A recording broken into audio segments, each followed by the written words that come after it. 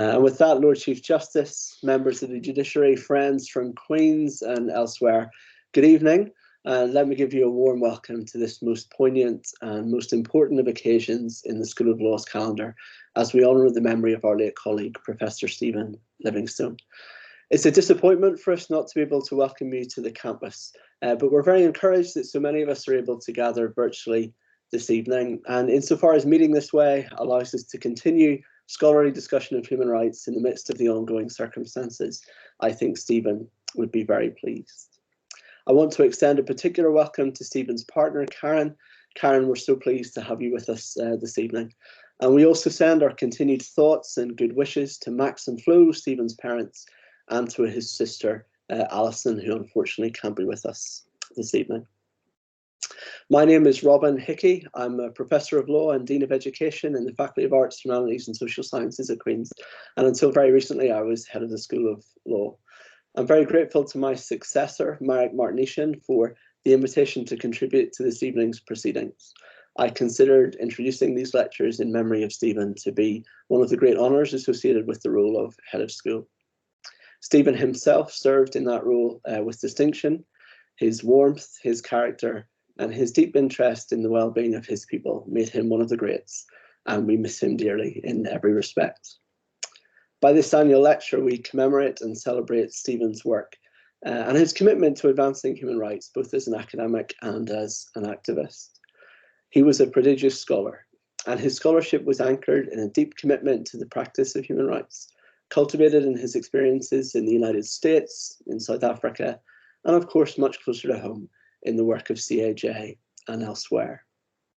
Where Stephen was not prodigious, he remained characteristically enthusiastic, and at this point I make the customary references to his exploits on the five-a-side pitch. Unfortunately, VAR was never available at these locations. There were some questionable decisions, probably best not revisited, but no doubt at all about the commitment of the player. This lecture series builds on Stephen's own remarkable body of work.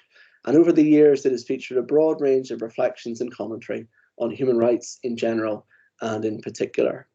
The back catalogue list of speakers is in itself a fitting tribute to Stephen and to the reach and significance of his work.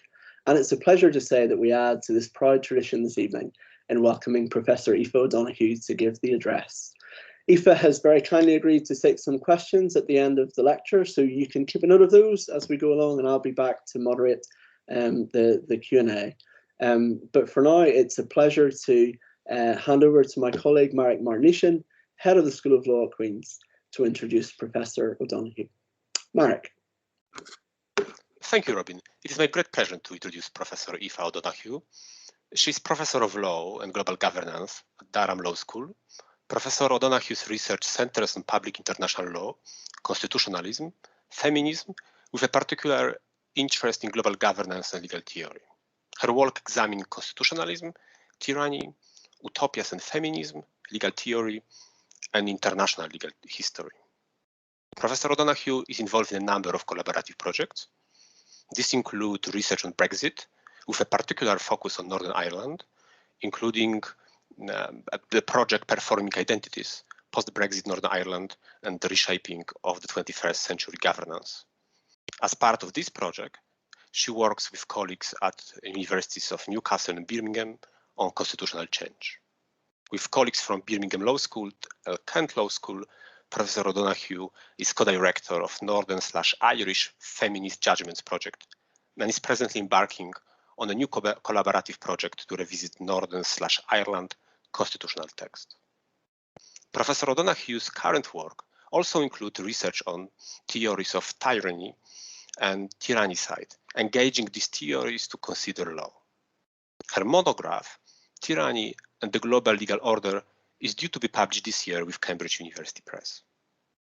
It is this part of her work that Professor O'Donoghue will speak about this evening in her presentation, Tyranny and Law in the 21st Century. It is my honor to invite Professor O'Donoghue to deliver the 2021 Stephen Livingstone Lecture. Professor O'Donoghue, the floor is yours. Thank you very much, and thank you to everybody at Queen's Law School for the invitation. I am very honoured to to give tonight's talk. And the only sorry I have is that I can't be with you all tonight. I would, of course, have loved to have met up with some old friends in Queens and maybe made some new ones. So I'm very sorry that I can't be with you. I'm going to use a PowerPoint tonight. I think that might help everybody engage online. I know it can be quite difficult to keep engaged on online calls. So the PowerPoint is brief and short, but hopefully it will help you, keep you a bit entertained anyway. I am, of course, extremely honoured to be giving the Stephen Livingstone Lecture. As Robin has already outlined, his legacy across human rights scholarship is immense. And I revisited some of his work for tonight's talk, and one piece in particular really stood out to me. It was called Dicey and the Celtic Nations, A Nightmare Come to Life, in an edited collection that he edited himself. And I think what I found very sort of engaging, and not only that it was quite prescient about the debates that have taken place over the last 4 or 5 years, but also his understanding of the richness of the complexity of constitutionalism within the UK, and especially how the Constitution of Northern Ireland, but also in Scotland and Wales, impacts on London, and how London needed to take more cognizance of that. And I think in lots of ways he was very prescient about that complication that the Celtic nations introduce. And that's something that I've tried to incorporate into my own work, to see complication and contingency as extremely important, understanding the relationships between law and politics and constitutionalism. So briefly, I want to just explain the artwork that's been used for advertising tonight's lecture, and that's there in the first slide. That's Horizon. It's a drawing by William Blake. And as part of William Blake's broader mythology, which is very rich and complicated, and this is a very brief précis. But Horizon embodies law and reason. He writes the law, but he enforces peace to the law, and he is the sole authority. He's an authoritarian figure. And he's also the creator of wrath and justice. And he stultifies imagination and he stultifies rebellion, and both of those are embodied by the figure of Orc, who represents passion and freedom. So Horizon uses law and reason to create peace, but he also uses wrath to do so, whereas Orc rebels against this, but in rebelling sometimes takes the tools of tyranny and becomes a tyrant. And William Blake was writing about these things in the context of the American and French revolutions, and his disappointment in particular at the failures of the French Revolution to throw off tyranny and to become a tyranny itself. And it is this complication, the need to throw off tyranny, but also in replacing it, what do you replace it with, that I'm going to partially address. And within that, the role of law and the role of constitutionalism within that and within Blake's mythology. Now, a good deal of my work tends to be at the extremes. So when I'm not working on tyranny, I work a lot on utopias. And that can seem quite far-fetched. And indeed, when I started writing on tyranny back in 2014, it did seem like something that was not particularly relevant, because people link tyranny to ideas of Caligula and ideas of excess, or Cromwell and ideas of austerity, or Napoleon and ideas of world domination. Of course, now, rather fortunately, I think it has too much relevance. Whether, but I want to convince you that even if without the presence of Donald Trump, who I will come to speak about, or the coup in Myanmar, that tyranny is always important, and it's essential that we keep it within our thoughts, that it not becomes something that we think exists elsewhere or exists in the past.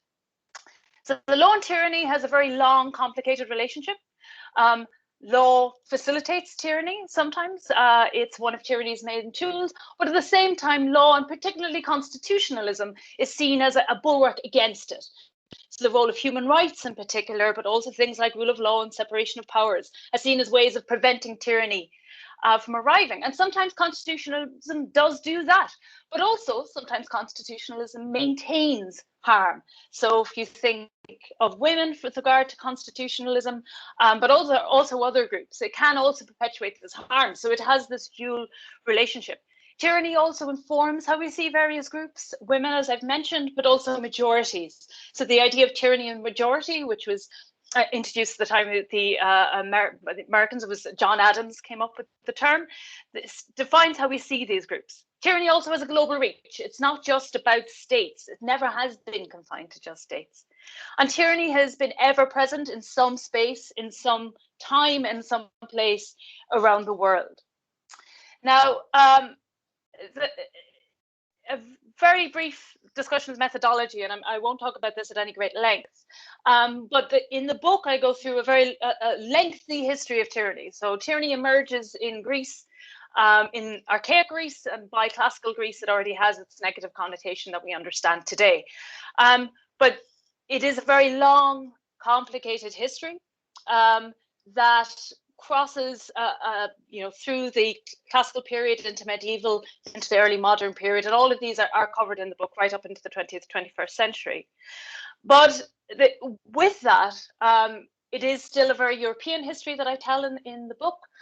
That's not because tyranny doesn't exist elsewhere, but it's European tyranny in its relationship with constitutionalism and imperialism and international law, which is a European development that I am interested in.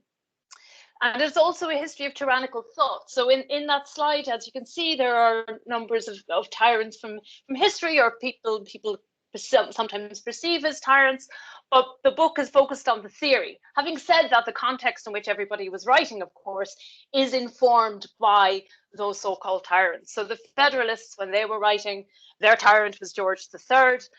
When Hannah Arendt was writing hers, she was thinking of Stalin and she was thinking of Hitler.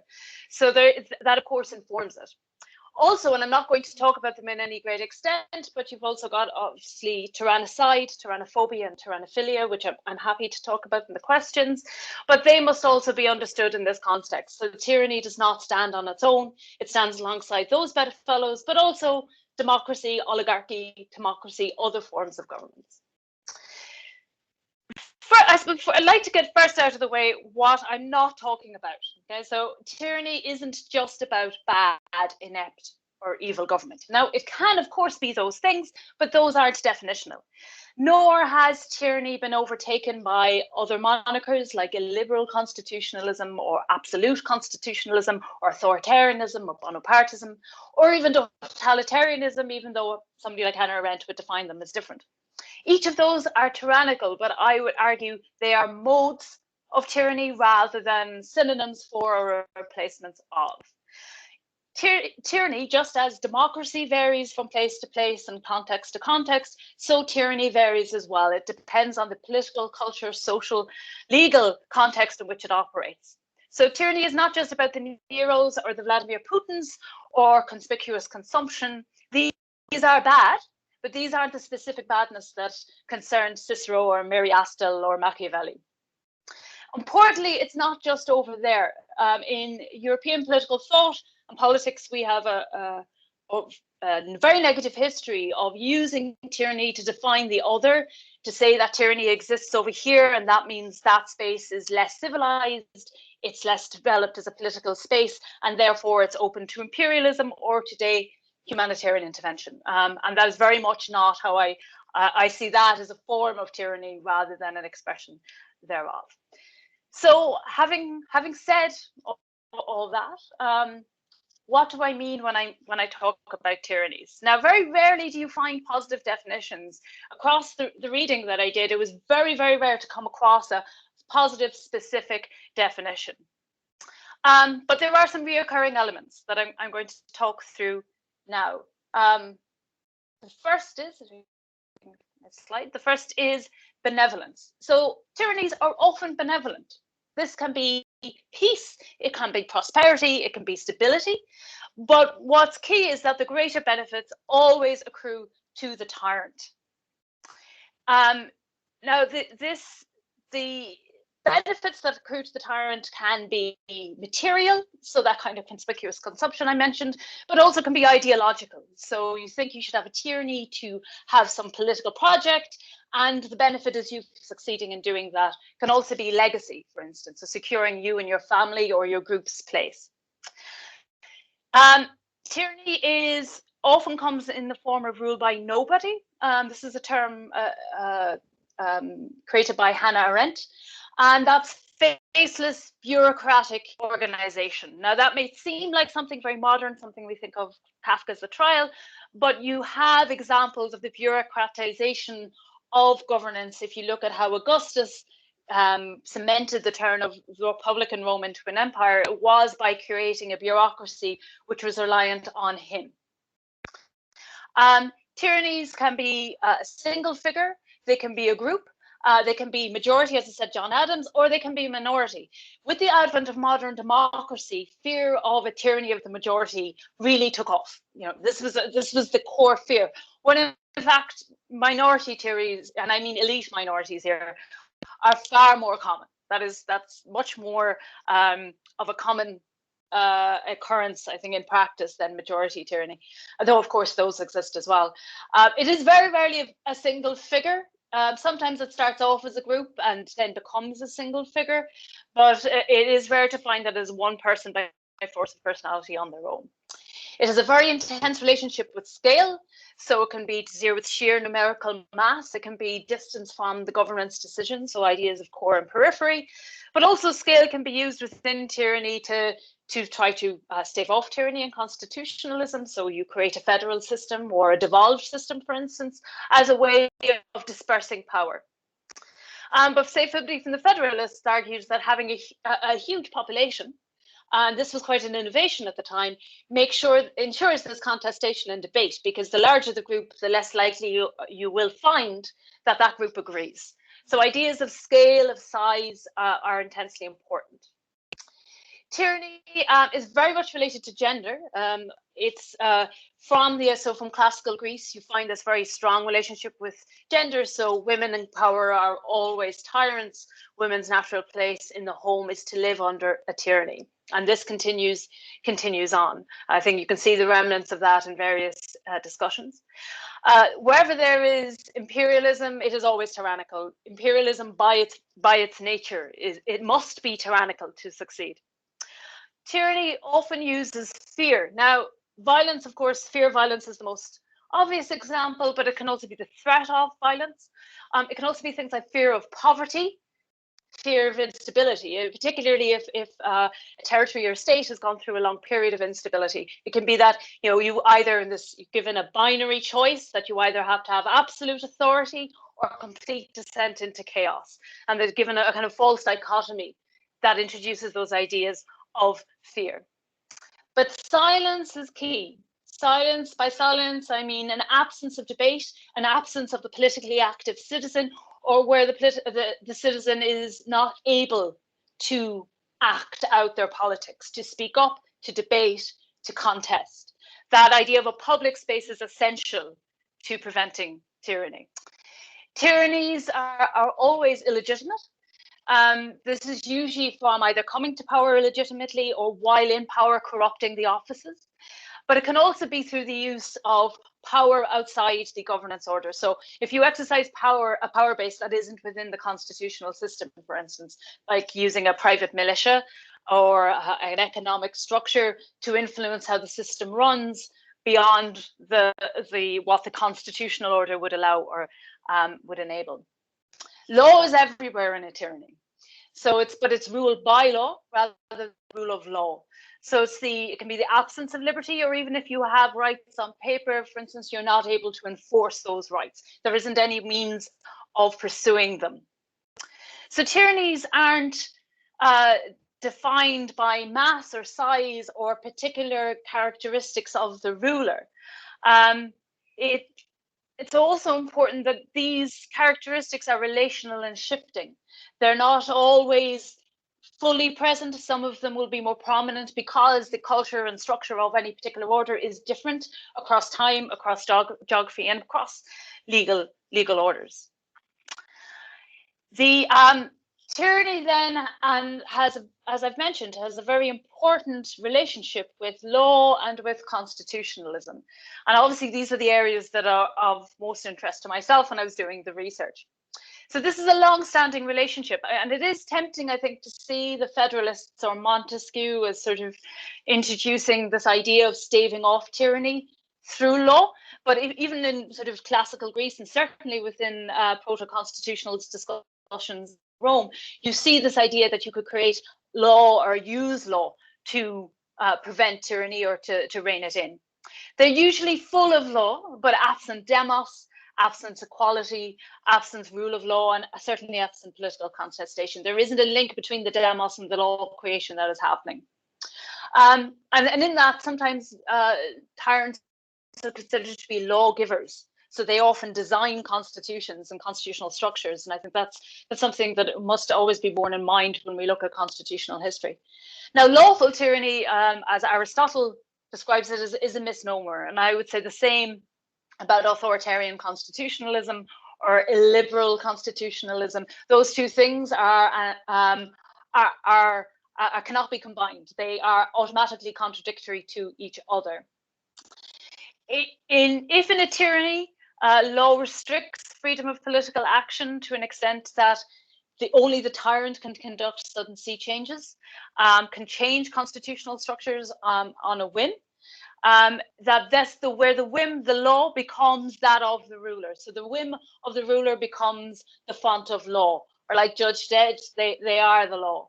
Now, this can take time. This does not have to be, as I say, some sort of ostentatious. There can still be parliamentary structures, but all of those parliamentary structures react to and respond only to the whim of the tyrant. And that is because they are the ultimate authority and adjudicator of law.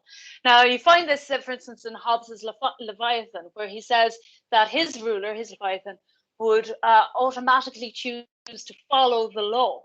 But the choice is that of the rulers. And the choice of what is the common good, what's good for the state, is that of the ruler and the ruler alone. And that makes their power absolute. If you can choose to follow the law, you can also choose to not follow the law. And that is a clear indication of tyranny. Also, law also very much helps in producing silence.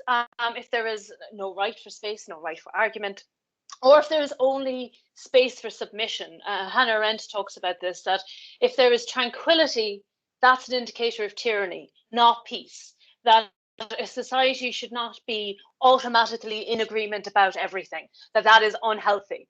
Apparent harmony, Machiavelli said, is misleading. But it also can be the emptying out of the public sphere. So if you think of Republican Rome, the Senate was always there. But by the time Augustus died, what the discussions there meant nothing. So there was, in fact, political silence. That might have, in the present era, that might be something to do, say, for instance, with Twitter and producing silence through, sending your Twitter mob off to catch somebody. Beneficence is also connected to law. Right? You can be beneficent through law. So by creating a respite from instability, for instance, for claiming you are producing the common good and that you need law to establish that, and you need law to be reactive to you. So over the course of the research, this idea of constitutionalism and the use of the label of constitutionalism by tyrannies became more and more, I think, a more common use. And what's interesting about that is that no state ever really lost the label of constitutionalism, except if you were a so-called failed state. And of course, failed states only ever occur in the majority world, right? That's not a term that we use for tyrannies in the minority. And absence of tyranny, of course, is not from an international law perspective. It has nothing to do with the definition of tyranny, even with some European practice aside. And even if you look at the European practice, you have to look at somewhere like Belarus, right in the middle, well, I suppose not in the middle, but in Europe. And alongside this, there has been the re-emergence of the idea of recognition of governments. Now, there used to be a practice by states like the UK of recognizing a state and then recognizing the government separately. But in the early 1980s, the UK, amongst many other states, decided they weren't going to recognize the government separately, that they recognized the existence of the state. But in the last few years, they have started going back to that practice. And I think that possibly is related to this idea of a liberal constitutionalism or authoritarian constitutionalism that is emerging. So it is interesting, I think, that authoritarian figures often in the contemporary are very committed to constitutionalism, are committed to using the label. And I think they're using the label as a shroud to cover up their illegitimacy. And law, so you use law in these very superficial forms. But law then can act to identify when something happens. So the decemvirs of Rome, when they took on the dictatorship, they got rid of the right of appeal. And that change of the law triggered an understanding that they had made themselves into tyrannical figures and their dictatorship was brought into an end. So they had changed the constitutional, obviously this is the language they would have used, but the constitutional office of dictator, and changed it into something else, into a tyranny. So the law can be useful in that sense because it can show you where systems have been changed, where they have been altered. Within this, of course, you've also got the legal definitions of majorities and minorities that come in. And as I said, John Adams coined the phrase, the tyranny of the majority. And he did so as part of that broader federalist debate. And it is with the emergence of modern democracy that you get this fear of the majority. And you see it in Mill, see it in Strauss in the 20th century, that there is this suspicion of majorities that is introduced. But that suspicion is then lumped together with populism. And populism is very broadly interpreted. So not just divisive populism, where you create, you tell a group it's the small minority is causing all your problems. They are the rationale, they are the reason for your problems. And if we hurt them, your lives will get better. So not just that form of populism, but just general responses to the population. So if you are responding to the majority of the population, that can sometimes be used in the frame of majority tyranny, I think, incorrectly. For instance, I'm a feminist scholar, women are in the majority. If you're responding to the needs of women, does that mean that you are responding to some sort of tyrannical group and are being populist? I think it's important to differentiate within populism and also its relationship to tyranny that can, of course, exist as well. Now, how do you prevent tyranny from occurring? And there's been various, options put forward. Now, Machiavelli, in the discourses, talked extensively of contestation, that you had to have debate, real substantive political debate had to exist, and that populations had to understand their legal order in order to do this. You similarly, Hannah Arendt talks about the politically active individual, that the individual, the citizen, the person, the human must understand and choose within the system what kind of order they wish. They must be involved in representative politics, and that without that, a tyranny will emerge. So if the political citizenry becomes inactive, that opens up a space for tyranny to emerge. Dahl talks about a polyarchical society, so popular sovereignty mixed with political equality, mixed with a majority rule, that all of those in combination are necessary. So there is an idea that constitutionalism is important, but alongside constitutionalism, what is equally important is this political active citizen involved in contestation. So very thick forms of democracy where people are informed, they're engaged, they care about politics, and they're not focused on the internal individual lives of themselves alone.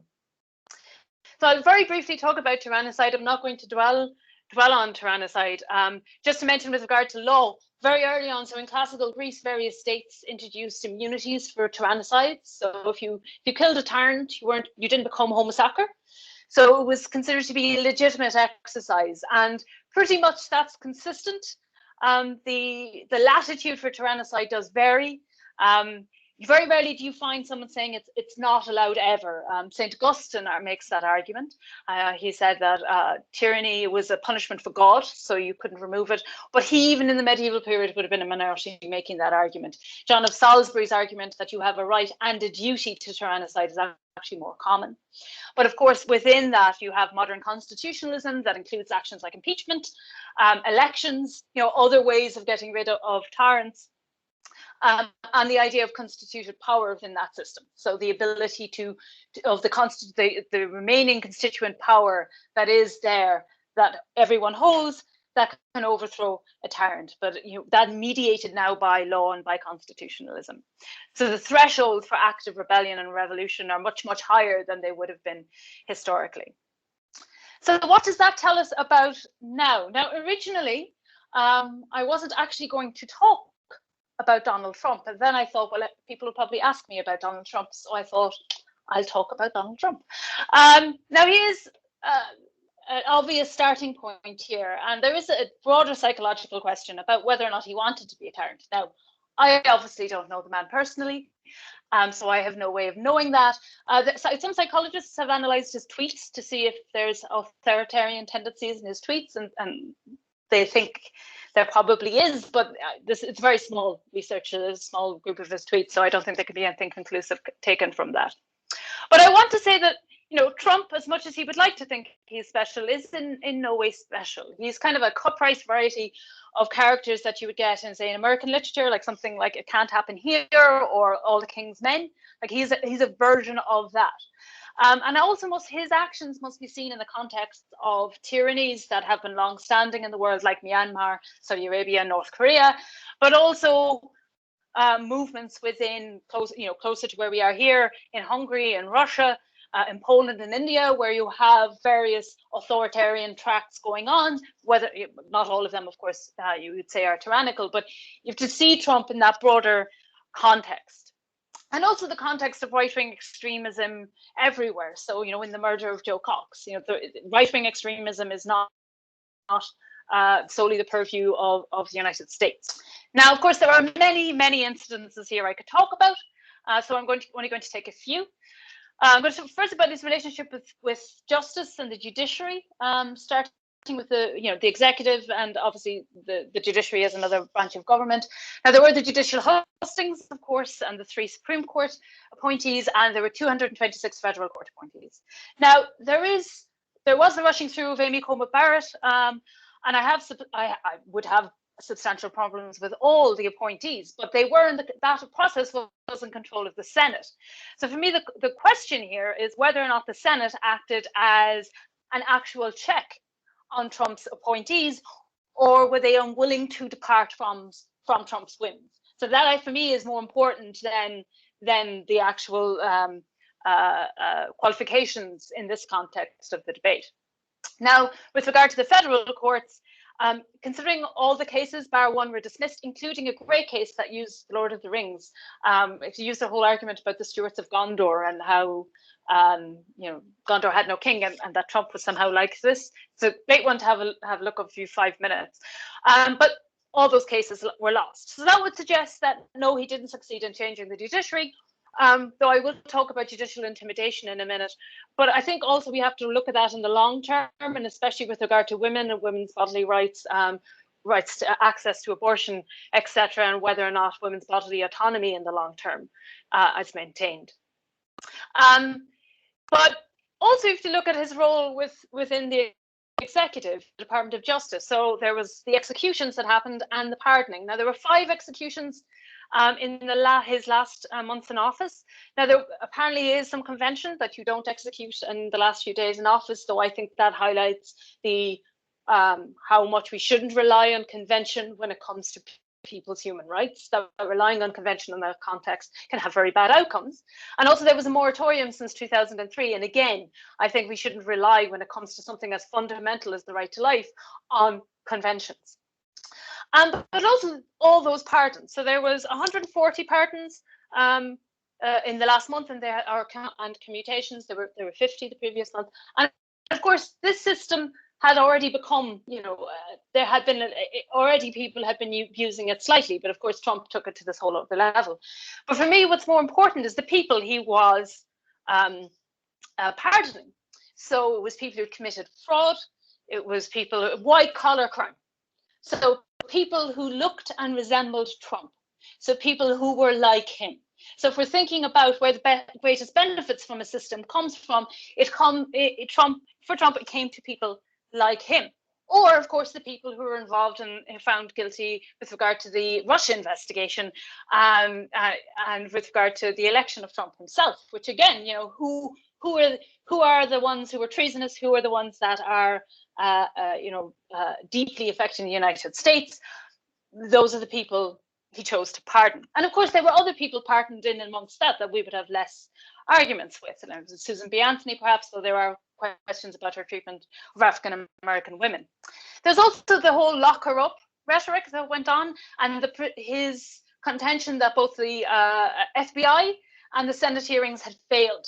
And the fact that they had failed was an indication that there was something wrong in the system, that, a characterization of the swamp was the fact that Hillary Clinton was not locked up. So the failure to respond to his whims was to show the failure of the system. Now, connected to that, of course, and James Comey in particular, is those replacements within the federal bodies. Now, there was, as a form potentially of privatizing the space, so replacing people in the federal bodies with people who would do Trump's will. Now, it's important to always also recognize here that they are political appointees, and political appointees are just that. They are there to reflect the wishes of the executive in the US system, but also to exercise some independence. And of course, his firing, especially in the first year, was quite extreme. I mean, remember the 11 days of Anthony Scaramucci. I was actually on holidays in America for that entire period. So when I came back, I was kind of like, who is Scaramucci? Sort of like song from, part of the Bohemian Rhapsody or something. But again, whether or not he was successful in changing the system is I think, up for debate there. The transition team did start working with Biden's eventually. He had to fire the White House butler a few hours before the Bidens arrive. The Justice Department didn't find voter fraud. So there is a question there, I think. And Comey argues that he was doing his job well, and that is why he was fired. Now, I'm not sure if that's the measure of whether or not he was doing his job well or not, but it does suggest that, if you were standing up to him, you would fire, except, of course, for Fauci. So, he remained in place, even though Trump would undermine him consistently. And even though Trump could have fired him, that was within his power. But I think the fact he chose not to reveals the importance of the non-constitutional system in keeping an order intact. It was because of the recognition within broader society of his expertise, of Fauci's expertise, that he remained. He couldn't fire him because he was considered to be the best person in the job. That wasn't the law constraining Trump. That was public contestation. That was public engagement. Now, I've already talked a little bit about the beneficence of the system, coupled with the pardoning of white-collar crimes, but you've also got the introduction of the tax cuts and various other financial changes, which Timothy Cooner, in his book on the tyranny of greed and Trump, talks about the cronyism in the system. And of course, Trump's own use of the office of president to further his own financial gains and that of his. Moving on to violence and fear. So obviously the second impeachment related directly to political violence. But from the outset, there was violence at his rallies, right? So there's famous experts from his speeches, and I'm not going to do a Donald Trump impression here, but in the good old days, this didn't happen because they used to treat them very, very rough. And when they protested once, they would not do it again so easily. Or I'd like to punch him in the face, I tell you. So he was from the outset using violence and kind of promoting others to use violence on his behalf.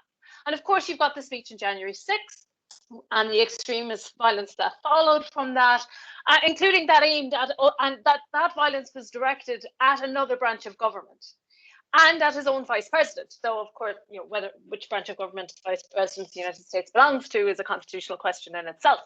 So in that speech, he mentions Pence 13 times. And in the midst of the violence in Capitol Hill, tweeted that Pence wasn't doing his job, that he wasn't man enough, basically, to do his job. And putting Pence in direct danger. I mean, they were marching in there saying, hang Pence. Now, Pence did sign off. He did go to the inauguration of Joe Biden. So it didn't work, but Trump thought it might. He thought he would be able to intimidate Mike Pence into doing something unconstitutional, frankly, and illegal. On the other hand, there's the other story of the violence during his presidency. So the violence used against Black Lives Matters, for instance, the violence in Charlottesville, and the idea of fine people on all sides. But when the fine people were not the Black Lives Matter protesters, the fine people weren't, if you think of other uses of violence, the violence of family separation on the Mexican border, and the tearing of families apart, and the use and caging of children, and doing that to create fear and to create silence, and using that kind of familial violence. Because those people weren't one of the fine people, they were other. It was acceptable to use violence, to use tear gas so that Trump could go down and stand outside a church with a Bible. But of course, we know, it was the fine people who went and rioted at the Capitol. Now, silence Trump uses, probably, Twitter is probably the best example of this, though he uses, of course, the fear of being fired would be another example. Robert Reich talks about various instances where he does this. There's one with an 18-year-old woman who at a political forum said to Trump that he didn't think he was a friend to women. Following day, he tweeted that she was an arrogant young woman, and immediately there was an onslaught of messages, violent messages, telling her to retract, telling her to shut up, and quite threatening, trying to silence her. And he did this with members of the judiciary. Judge James Robart, who issued the rescinding order against the Muslims, the Muslim ban, he said on Twitter that he was a so-called judge. And again, he was bombarded. Of course, a real judge, I would assume in the circumstances, is somebody who would follow Trump's whim and follow the executive whim. So you have the use there of silence and fear and violence. So who he created the fear of, right? He created the fear of Al-Qaeda and ISIS and used that to introduce the Muslim ban. He used the same fear in talking about Mexicans to create these other. But again, who stormed the Capitol? It was the people who were the fine people. There is a question about whether or not, his use of law, and there was he used executive orders a lot, but a lot of American presidents, especially since FDR, have increasingly used the executive order. Joe Biden has introduced quite a number of them since becoming president. But whether or not they were more of his whim, the lack of thought throughness, just general bad governance, but also attempts to deny the law. So in the first impeachment, he said he no longer recognized Nancy Pelosi. He said Adam Schiff should be arrested for treason. And that feeds down to, other people. So Marco Rubio said that the second impeachment was a kangaroo court. And the problem there is that undermines the constitutional structures in the United States that are themselves there to prevent tyranny and to remove somebody who potentially might be a tyrant. I mean, there can be other reasons for removing them. I mean, the impeachment trial of Bill Clinton wasn't about tyranny, but that is one of its purposes, and it is that undermining of that very structure. There is Trump's misogyny, toxic masculinity, and not wearing the mask, and I mean, his followers, that's a whole, actually endangering people's lives on that front. His language of militarism, the deal making, and the normalization of locker room talk, that it's normal and it's just one of the boys and that's fine, and men talk like that when women aren't there. His embrace of the anti-choice right and of the religious right in the United States. And again, I think it's the long-term impact of that on the courts and women's bodily autonomy that I think will be something to watch. Also, if you think about the holding of Theresa May's hand. Now, so when I was thinking about this, I sort of thought, well, he would never have held Boris's hand. But then I found a picture of him holding Macron's hand and kind of pulling him along like a child. So I think maybe he actually in reality might have held anybody's hand if he's, and there was coupled with his very strange handshake. Now, of course, there is a kind of comedy element to all of this that I don't think should be underestimated, because he doesn't like being laughed at. So just to recall some of those things like Kefefe, or the way he could stare directly into the sun, or standing around that glowing orb in Saudi Arabia, or shouting at the 7-year-old about Santa, or trying to buy Greenland, or the Rocket Man, or yelling at that poor young fella in the picture, which in fairness, all the things happened after that picture where they became friends. But and my own personal favorite, which is for his total landscaping. And I think it's good to laugh at would-be tyrants in that context. But having said all that, I think the actual problem with Trump is the long-term damage to the system. I think I'm less worried about Trump, and I am more worried about who comes after Trump. Now, it could be again Trump in 4 years' time, but I think that to me is a bigger concern. So how because Julius Caesar didn't end the Republic. That began under Sulla, and then the triumvirate, then Caesar, and it wasn't really till Augustus that Republic ended. It can take a very long time. It can be a very slow process of denudement. So yes, we have Joe Biden, but they also have Marjorie Taylor Greene and the infighting within the Republican Party that's occurring. There has been a denuding of public space and contestation and of the structures, so the kangaroo court, the denuding of democracy, attacking the media, censoring the media, saying that violence against the media was acceptable. Of course, we have the Stop the Ballot, and also his use of lies. Now, Patrick Lee Miller talks about, he says that before and during the campaign to be elected, Trump lied like a sophist. So you were doing it to get fame and power. But that when he became president, he started using it as a tyrant uses it. And that is to create an other reality that you have to accept. So you have to submit to his version of reality, or you had to maintain your own independent reality. And of course, we now have, alternative facts, etc. But that now extends to the Constitution in the United States and the state of democracy in the United States, where so many people now think that, the elections are rigged constantly, that the impeachment proceedings are kangaroo courts, that the various members of the judiciary aren't acting correctly because they're not following the whim of the president. And I think that's the important element, I think, of his presidency. It is those long-term impacts. Now, I think there are important lessons for law here. I won quite a few bets actually on that he would become president, and because I think the groundwork was there before he became president. And I think part of the problem, and I think one of the things we must remember about tyranny, is that it's always possible. And I think so many people believed it was impossible for Donald Trump to become president was part of that problem. It was the denial of the possibility. It was sort of the ridiculing people for even suggesting the idea.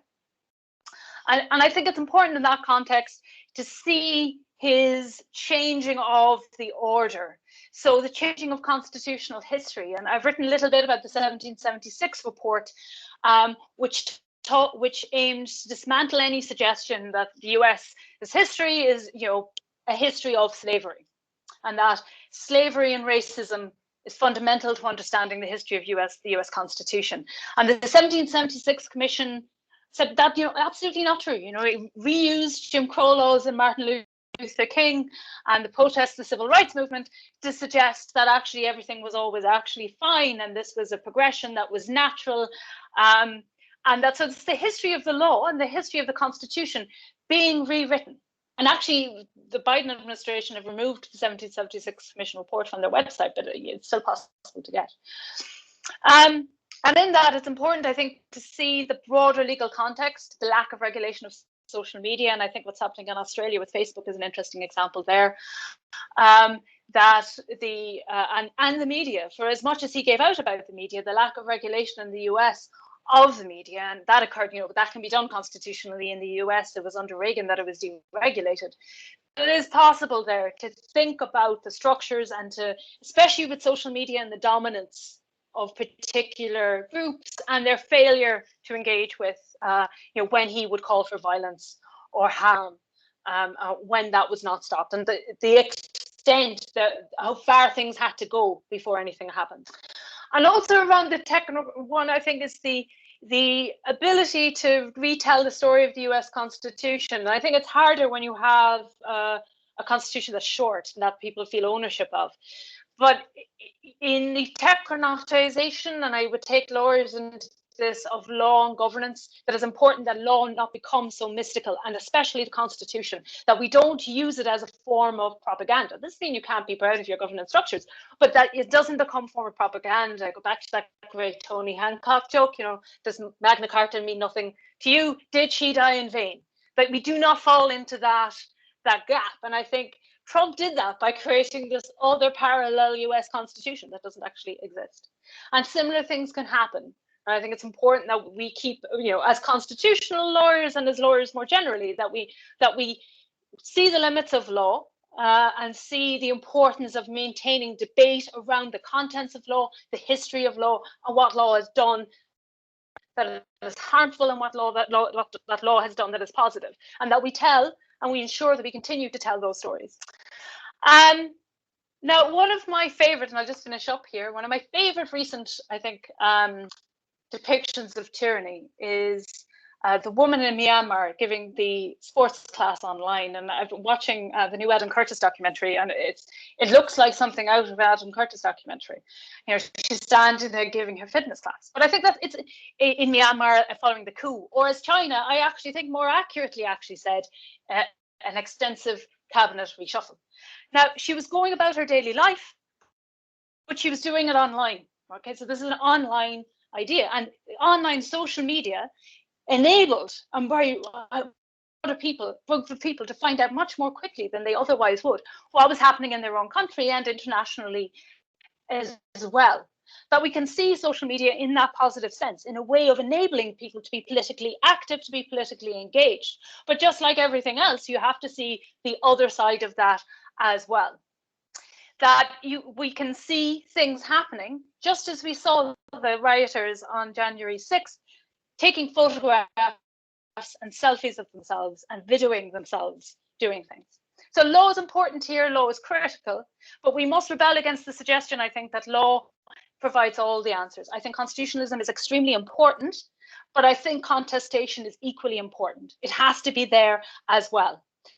Further, the lesson, I think, is not that democracy is necessarily bad, okay? Because there's a lot of discussion around, people who voted for Trump.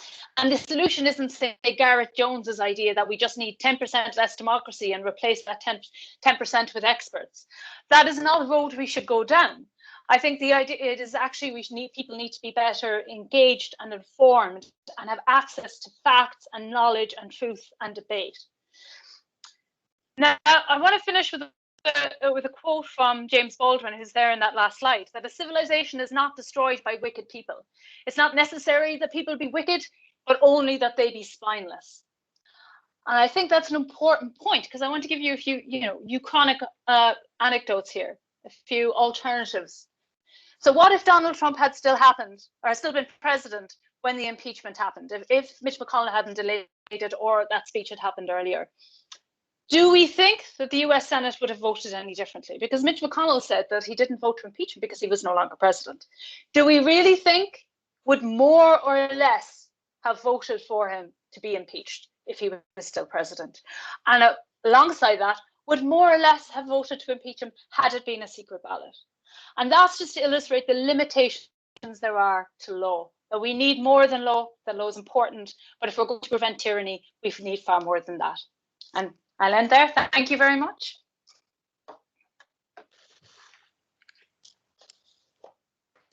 Thanks, Aoife. Thanks for a vibrant and scholarly address, and for taking us in such a compelling way from the first ideas of tyranny right through to very contemporary events. And we really appreciate it. It's a very fitting lecture for the series. And you've been kind enough to take some questions, or at least you will be kind enough to take some questions, I think. So I'm going to try and help you with that. And ask folks either to put your hand up using Teams, and I'll call on you to ask your question, or if you prefer, you can put a note in the chat, and I'll try and keep an eye on that and put your question to Aoife for you. So with all of that, can I invite some questions for our distinguished speaker, please?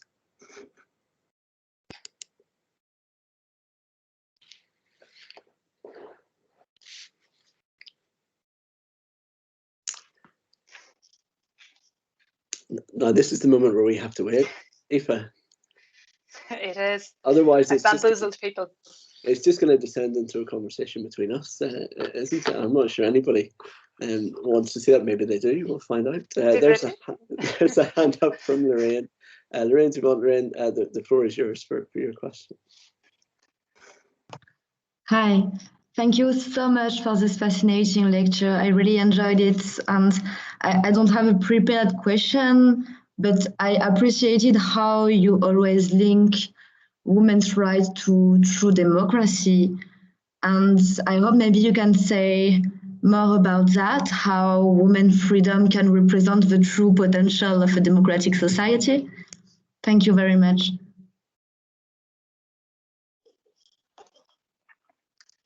Well, Robin, I just go ahead? Oh, yes, sorry, Aoife, please go ahead. Yeah. Thanks for the question. So I think what became very clear to me from the very beginning of the research was the attempt to sometimes think of to exclude a huge amounts of people from that process of contestation, and to suggest that by allowing those groups, and particularly women, but also other excluded groups, working class people, for instance, or if you're talking much earlier, slaves in the Greek sense, from that they weren't, that their contributions were unnecessary and that they lived their lives naturally under tyranny, that there was this private sphere, and in this private sphere, tyranny was perfectly fine and acceptable, and that there's huge swathes of the population that live in that private sphere, and that they should continue to live within that tyranny. And I think if you see that partially as the origins of feminist constitutional justice and feminist law and feminism much more generally, it's a pushing back against that idea that there is a natural tyrannical space where people can exercise authority over you.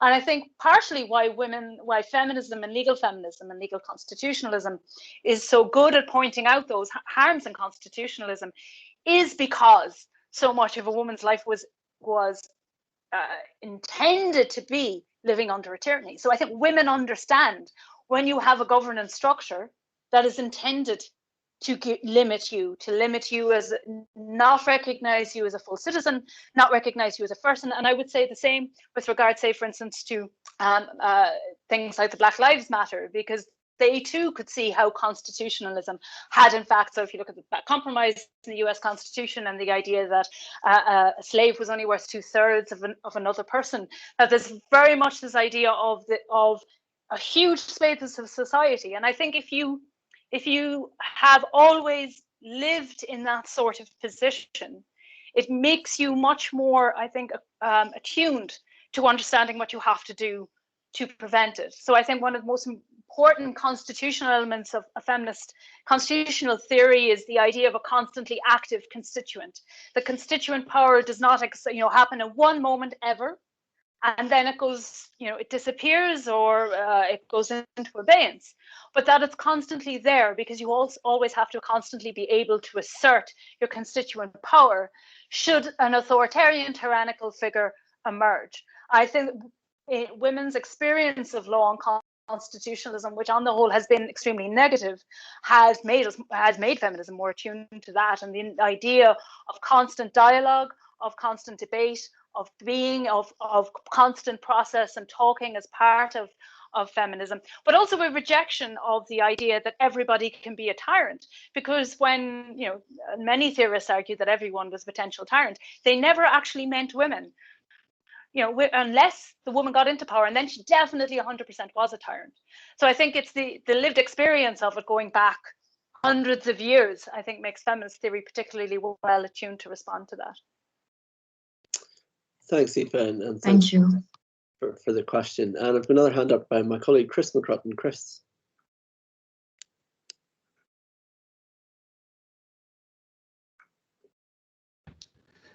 Thanks, Aoife. That was wonderful. Can you hear me okay? I can't. I'm afraid you're breaking up. I think we may have lost you there, Chris, momentarily. It's been a day of Teams issues here, folks, really. Chris, if you maybe want to come back to us in a second, I'll come back to you whenever you're back there with us. Any other questions for Aoife while we wait for Chris to rejoin? I think there's a question in the Is there one in the chat? Yeah. Do you know, this was in fact one of my questions too, so thanks, Sejal. So do you think that social media and big data provide a larger platform, Aoife, and provide better tools for tyrannies at present? I think the tools that tyrants use to evolve and change, right? So they will change depending on the circumstances and how they want to exert that kind of authority and power and influence and control. So I think obviously in the social media age, it's a useful tool because you get to bypass the other constituted power holders, or you get to bypass particularly, say, the legislative branch, and go straight to your people. And by doing that, you're presenting yourself as responding to them, as opposed to using those legitimate structures. And similarly with big data, I mean, it's been harnessed to find out details, of course, of people and to target them. But I think that's, to me, that's just a new manifestation of other forms that were done before. So I think it's important not to overly react to them as well, because when pamphleting emerged and the printing press emerged and literacy spread in the population, there was also similar fears, right? That, people, so that, extreme censorship, because people will get funny ideas from reading all these things. So I think there has to be a balance, because if you look at that woman in Myanmar, that was the use of social media to show what's going on. And many of the people in the capital, gave plenty of evidence of their criminality by recording themselves on social media. So I think it can be both, but like every form of communication, it can be both. And it's about how we regulate them, how we use them, and also how we respond when it is used negatively. And to me, there was the response of the social media platforms to things like Donald Trump, I think, was too slow. Yeah, thanks, Aoife, and thanks for the question. And Chris, I see us back with this, so Chris, I'll let you ask a question. As I was saying before we were so rudely interrupted, I'm afraid I'm sitting in Strangford. Sometimes sometimes the internet is not as good as it might be. Aoife, thank you very much indeed. It's a pleasure to hear you again. I wanted to ask you about the idea essentially of it's the relationship, I suppose, between populism and your concerns about tyranny. And I suppose I'm particularly interested in the extent to which we should be suspicious of charismatic leadership. So I want to sort of narrow it from populism as a whole to a particular type of leadership, which I'll call charismatic. So people like Nehru or Mandela, or you can imagine. So how suspicious should we be of charismatic leadership? And I'm interested in particular because Bruce Ackerman seems to say that in certain circumstances, it can actually be an important mechanism for transitioning from a powerful leader itself to democratic participation and citizenship. But it's obviously a delicate line to tread between, the Mandelas of this world and, the former leaders of Zimbabwe or whatever, which both started as charismatic and ended up in very different ways. What exactly is the relationship, do you see it, between charismatic leadership and tyranny? Thanks, Chris. So I give it, it is, I think, before I start, first there's a great book by Dottinger about making tyrants and the role of making, the charismatic leader and how you go about doing that, the construction of that. And that's quite useful. I found that quite useful in thinking about that. Because, of course, not all tyrants are charismatic. Right? If you think of the Kims, they're not necessarily charismatic, that it is actually, but that is a specific, within that political culture, it wasn't necessary for them to be that, because for being a leader is something different. And I think the context of who they're being charismatic for is important in that context. So, in the West, we might see somebody as charismatic, but in the country they're from, they mightn't be seen as charismatic. So I think there's an internal and external view of the charismatic leader there that I think is important. On the point of the transition, I think it's difficult, to see it in the decolonial process because of the fact it was a decolonial process, because in those scenarios there were outside forces that weren't necessarily linked to populism, why somebody managed to maintain power. That it wasn't, midst of the Cold War and interference from all sides and international organization interference as well. So I think the links to populism there are probably less clear, except I think in the Mandela situation where I think it is clear. You've got somebody who brings various groups together that everybody can have trust in, and I think for me it's that idea of trust, because I mean you get a lot. Machiavelli talks about tyrants potentially as lawgivers, and that might be the one circumstance where they might be legitimate, but in order to do that they have to stand back, they have to walk away.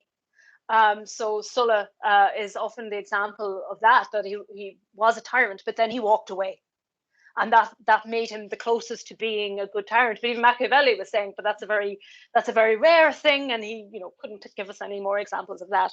And I think that's probably the test of it, because I think it's impossible to tell whether somebody is using their charisma in a negative sense until they start dismantling the order they created. So with Vladimir Putin, when he became president, he was kind of seen as a kind of technocrat.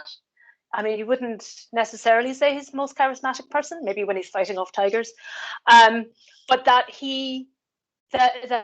it was the process he then undertook of changing the Russian constitution, which was already in chaos. So he also had that stability element going from him. He was a strong man, so his attributes were more about stability than they were about charisma. But I think it is that process of stepping back. Do you have a charismatic leader that keeps going, that think they are the solution, that they are the only solution or the sole solution? Or are they the charismatic leader who steps back and that facilitates the passing on of power to other groups? And I think that's where you can see, I think, the playing out of it, because simply being charismatic, I think probably isn't enough. It's whether or not you use that charisma to maintain and keep your power in various forms. Thanks very much. Thanks, Chris and Aoife. Now we're building up the questions nicely now, Aoife. So we've got a couple in the chat. The first from Rosemary Cowan asks if you can say a little bit about the relationship between capitalism and tyranny and how that might be enabled by the big corporations. And then a kind of parallel question from my colleague Connor about the relationship between tyranny and utopia. And if I might ask you to say a bit about each of those questions, we've got another hand up from Kevin Brown. We'll come to Kevin after that. Actually in the book I have a whole chapter in international economic law. So there is I do deal with it in quite a bit of detail, and the relationship between the history of imperialism and particularly the private sector in that. So think of things like the East India Company, the West India Company, and the relationship between the building of imperialism and land grabbing and structures, or if you think of the ports in China and the Opium Wars, that the historic relationships between imperialism, tyranny, and money, and sort of bringing that more into the present day. If you look at the way, say, public international law in particular facilitates particular types of opening up of economies coupled with austerity. So if you're unlucky enough to have the IMF come in, as Ireland was less than a decade ago, the UK had in the 1970s, it seeks to open up your economy for investment, and from foreign investment, where most of those profits leave the state, and the creation of a system where the benefits accrue to, the bigger the corporation, the bigger the body, the more likely you are. And I think you see that in the non-legality of the way that both the IMF and the World Bank Group facilitate loans. So you sign an article of agreement, your letter of intent, you don't sign a treaty. It's all created in this sort of sub-legal zone, which then facilitates the opening up of economies. And you countries there that, contrary, say, to the idea of the UN Charter and everybody is sovereign and nobody didn't interfere in the internal operation of anybody else's state. You have states that basically completely lose control of their economic policy. And I think it's in that for me, or in my own research, where I see that relationship between mercantilism before capitalism, but capitalism as well, and the use of corporations and the role of international law, I think, in facilitating that. With regard to utopia, so absolutely, there's a relationship between utopia. Utopia for who is one of the core questions that when I work a lot with Ruth Houghton at Newcastle University on this, and one of the core questions we ask is utopia for who. So Thomas More's utopia, probably the most famous utopias, starts off with killing the entire indigenous. And there's a relationship there with apocalypse. So if you think, the creation, again, if I go back to imperialism and colonialism, the creation of utopias and those kind of structures were an apocalypse for a lot of, if you think of people in the Americas and the devastation of the populations and populations falling by 70%. There you had, the creation of utopia for the people, the colonizers, those creating, the new cities and shining cities, are going looking for El Dorado. And then at the same time, this complete dystopia and apocalypse for other people. For me, I think tyranny and utopia have the strongest link if we think of blueprint utopias. So, you have this ideal system, you're going to implement it, and it's going to be great for this group of people. And blueprint utopias are the opposite of sort of the feminist science fiction utopias that I look at, because those utopias are about process and change and responding and not putting law in stone and regarding a generation as capable as the next generation of changing a system to get the most from it. So I think there is a very strong relationship between utopias and tyranny and dystopia and apocalypse. I think all of those ideas are very closely related. Thanks, Aoife, and to Rosemary and Connor for the questions. And so we're going to come to Kevin, and if you've got other questions at this point, folks, this is your time to indicate them, because we're going to be wrapping up soon. But we're joined on screen by my colleague Kevin Brown. Kevin, over to you. Thanks for the excellent talk, Aoife. In your slide with the rogues gallery of tyrannical leaders, I think most, if not all, were men. Maybe there's also evidence that men, are more likely to vote support for tyrannical leaders or regimes. Just looking at the voter base for Trump and the gender divide, do you think men are more predisposed to tyranny? And if so, why? What are the implications of this for your work? I don't think that their men are predisposed. I think they've been given far more opportunity. And I think there's also the myth of the politically active citizen, where men are expected to behave. I think toxic masculinity in Trump's behavior has a lot to do with that. The not wearing, you don't wear a mask if you're a real man, that kind of nonsense. I think it's that men are not only given more of an opportunity to do it, and the assumption there that women automatically will be a tyrant. You're in power, women are tyrants. And we know all the characters there of women when they get any bit of power, all the jokes, etc., that are made. You're either that or you're moody, you're a mother figure. Well, there's sort of no extremes there. But to me, it is more that there is a presumption around where men should behave and how men should exercise power. And if they don't exercise power in this particular way, there's something wrong. And I think it's not necessarily that men as men are predisposed to tyranny. I think they are given more opportunity, and there is expectations around masculine behavior that is toxic and lends itself to men perhaps playing out the role of the charismatic tyrannical leader, because that's almost what's expected of them. So I think it's more of a societal issue than necessarily, and you can see that really if you look. I talk a bit in the book about of the negative propaganda around some tyrants. So if you think of somebody like Caligula's queerness, or Tiberius's queerness, even though in Rome, obviously it's a very different cultural perspective on it.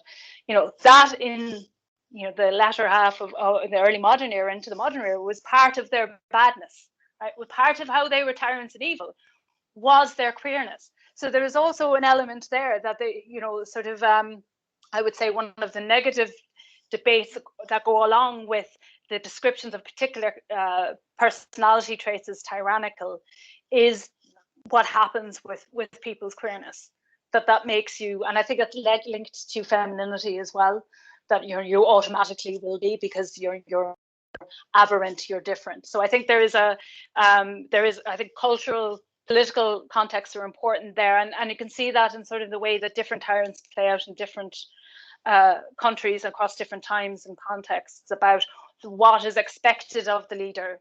It changes and varies depending on where you are, depending on what the expectations of masculine leadership actually are. Thanks, Kevin, and thanks, Aoife. And Aoife, on behalf of all of us, can I thank you again for this evening's lecture, and for doing us the honour of allowing us to remember Stephen in this way. We really do appreciate it. Just as we close things up, folks, I'd like to say thanks to my colleagues Declan and Richard in the School of Law, who've made all of this happen virtually, and I continue to be amazed at the ability of us to gather in this way. So thanks very much, everybody, and to all of you for joining us this evening. I'm sorry that we don't have time to chat informally now, and we can't gather together over a glass of something, but hopefully before too long. And in the meantime, let me say thank you and good evening again. Please join me in thanking Aoife. Thanks, everyone. And thank you to Robin and to Declan as well, who's been very helpful on the technical side and setting all this up. And thank you. It was a real honour to be asked to give this lecture in honour of Stephen, and I very much appreciate it. So thank you to everybody in Queen's, and thank you everybody for coming. Thanks, Aoife.